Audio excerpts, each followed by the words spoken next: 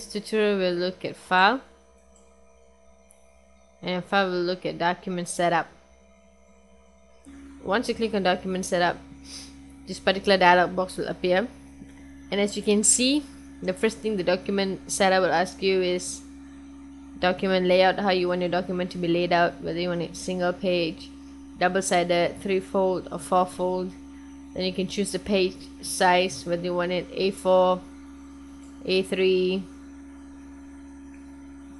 They have so many different sizes for the page.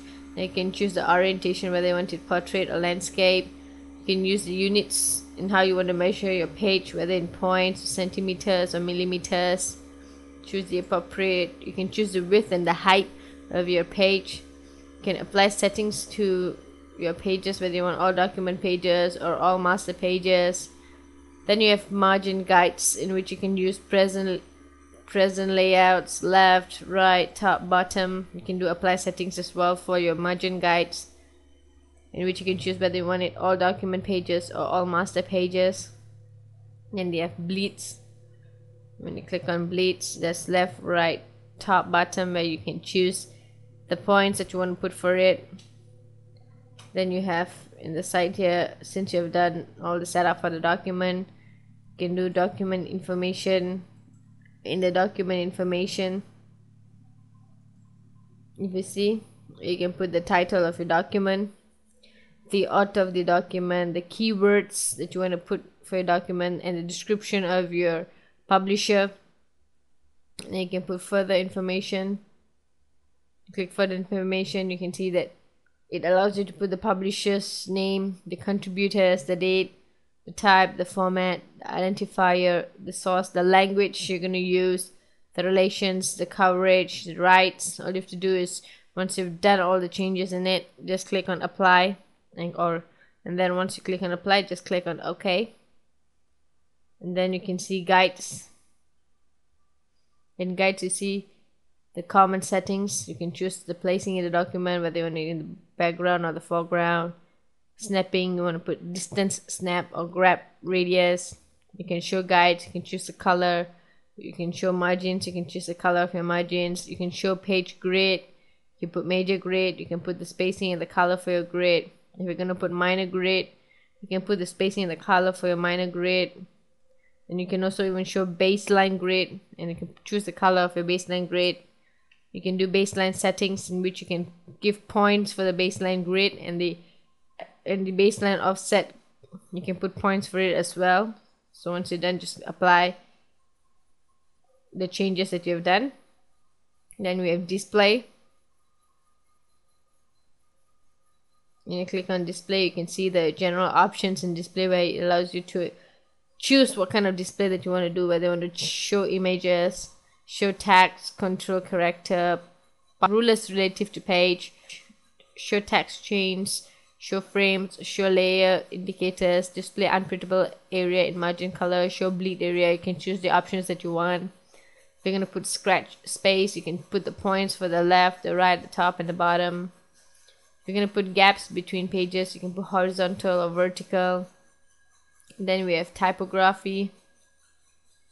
In typography, you can put subscript. If you're going to put displacement, you choose the percentage and the scaling, how many percentage you want. There's superscript, in which the same thing can do. You can put displacement and scaling. The same thing goes for underline, strikeout, and small caps as well. And then in automatic line spacing, you can put the percentage of line spacing that you want. Next we have tools. If you see in tools, you're allowed to do the font. You're allowed to choose the font type. Then you're allowed to choose the size of your font, what color you want for your text. If you're going to put strokes for your text, what kind of color you want. You can fill color. You can put stroke color as well. Then you have table fill character. You can choose the columns that you want.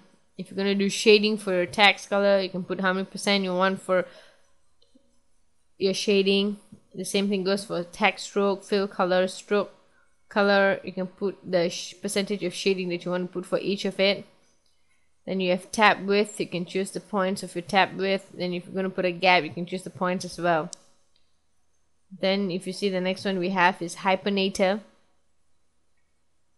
Hyphenator, you can choose whether you want to put hyphenation suggestions or hyphenate text automatically during typing.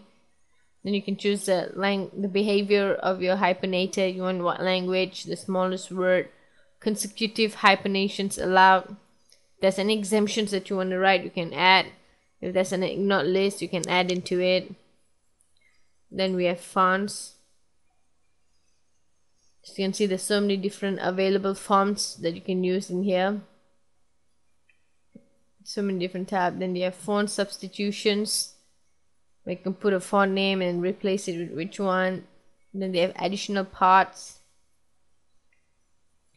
Then we have pre-flight verifier, in which you can put a postscript, choose which type of verifier do you want, and then you can choose the options whether you want to ignore all errors, automatic check before printing or exporting.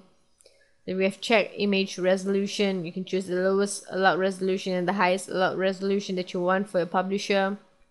Then you can choose the options given, whether you want to check for placed PDF files or check for GIF images, check for PDF annotations and fields, ignore non-printable layers, choose what is needed for your document for your publishing.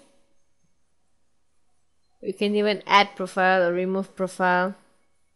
Next we will look at PDF.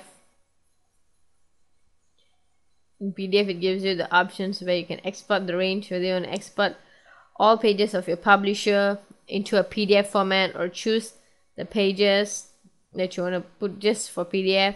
Then you have file options, the compatibility of your PDF reader, the binding when you want to put left margin or right margin. Then you can choose to create thumbnails, save linked text frames as PDF articles, include bookmarks, choose the resolution of your EPS graphics.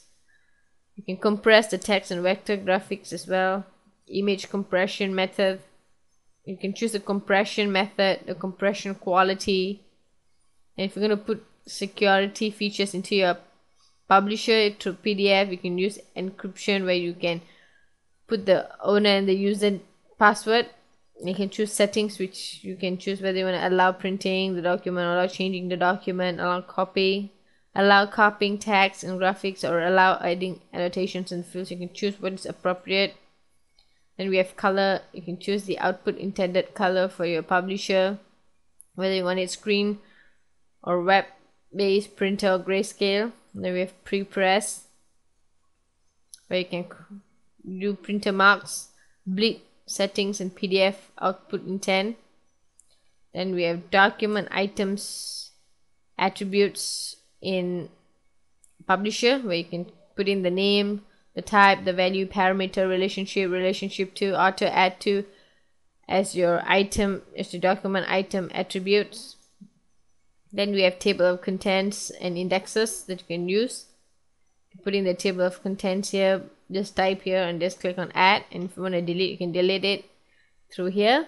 Then we have item attribute name, which you can add in the destination frame, the page number, the paragraph style. Then we have sections. You can choose the name, shown, from, to, style, start as your action. And lastly, we'll look in page setup is color management. You can use color management for your documentation, where you can choose active color management. Then you have system profiles, where you can choose the RGB images, the CMYK images, RGB solid colors, CMYK solid colors, monitor, printer. You can do rendering intents as well, such as images, solid colors. You can even choose to simulate printer on the screen, or convert all colors to printer space, or even mark colors out of gamut. So once you've done all your changes in document setup, all you have to do is click on apply and click on OK, and your publisher will follow the document setup that you have set. As a conclusion, in publisher you saw how to do a document setup